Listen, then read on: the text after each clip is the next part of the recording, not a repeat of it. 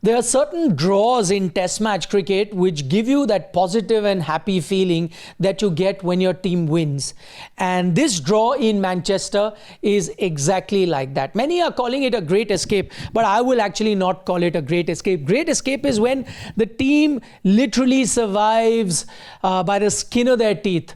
They're surviving 1 over to go, last wicket is there and somehow they survive. That I will call a great escape. But what India has shown in Manchester Test, yes, they were down and out, almost on the verge of losing the test match, but the comeback that they made from there is no great escape. What they showed the English team, that if you had 1 or 2 days left, who knows, India could have gone on to get a total and that get England team to bat, which might have been tough for even England to chase. So I'm not calling it a great escape.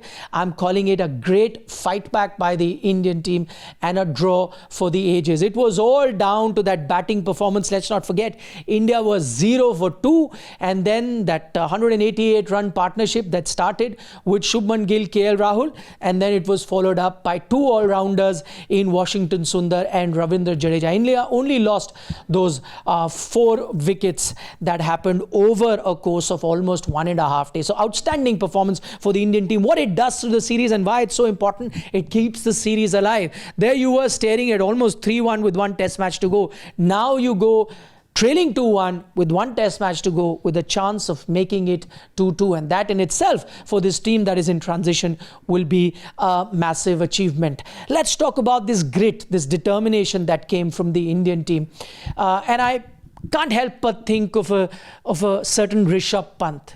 Remember Rishabh Pant? With a broken toe, came out to bat in the first inning on 1 leg in excruciating pain. He had a chance to wear a plaster, but he said, no, I will not wear a plaster, because as soon as I wear a plaster, I can't wear my shoe and I can't go out to bat. I want to bat for my team in both innings. He was also available to bat in the second innings, batting in the first innings. And even though he added 17 more runs from the time he got injured, but I think the time that he spent on the crease, that did not go unnoticed by the rest of the team. And I have a feeling that that lit a fire somewhere within the Indian team. So when the chips were down, 0 for 2, staring at Mount Everest, this fight back that has come somewhere down the line, you may have taken inspiration from what Rishabh Pant showed you. But let me not take away from what KL Rahul, a Ravindra Jadeja or a Shubman Gill have achieved in this particular test match. For me, 3 big takeaways from this entire test match. 2 positive and 1 not so positive. What are the 2 big positives? And I'm going to talk about 2 players. Let's start with KL Rahul. For me, I know Shubman Gill is the highest run getter in the series so far.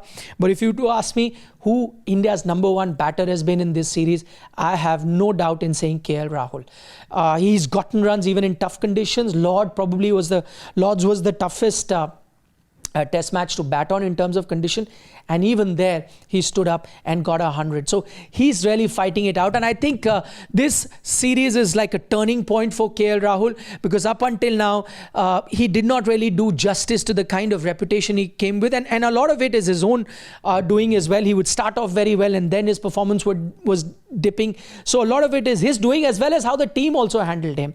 He always had to be the yes man, batting in different position, getting dropped after a few bad performances, then coming in.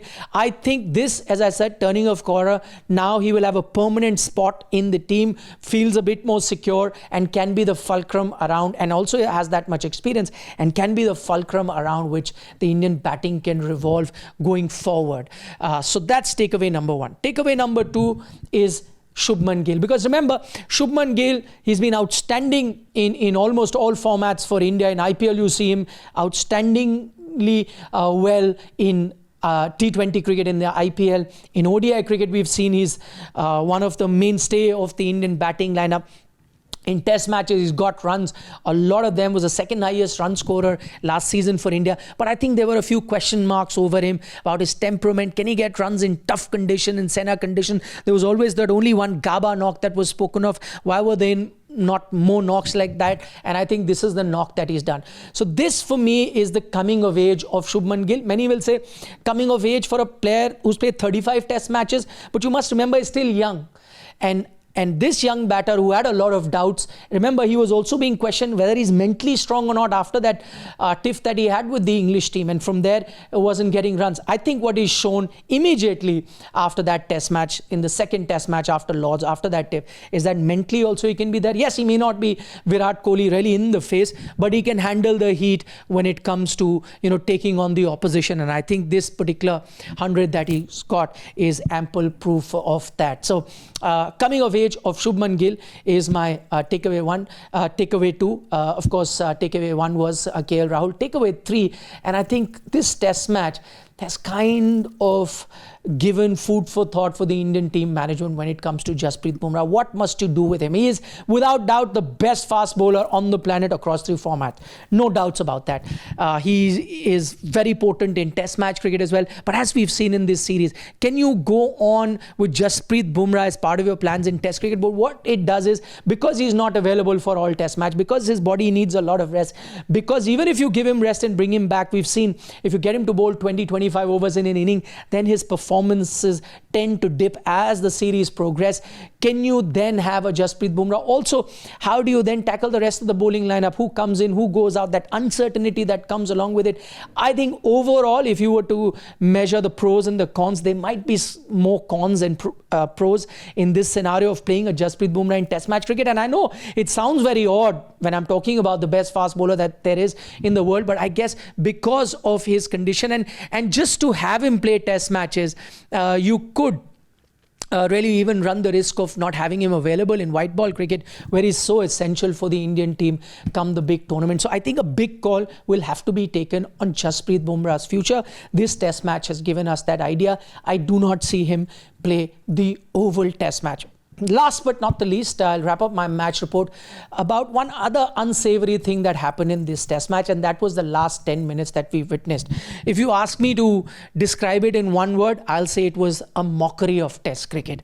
One team was just not interested in carrying on. They were bowling part-time bowlers, not even part-time bowlers, bowling lollipops. The other team was hitting those lollipops with no fielders even manning the boundary. So it just left a bad taste in your mouth. And why it looks so awkward is because we had such a fantastic test match. For all 5 days, you had 2 teams competing against each other, going toe to toe, giving it their best, some very fine contest, and you saw the best of test cricket for all 5 days, barring the last 10 minutes.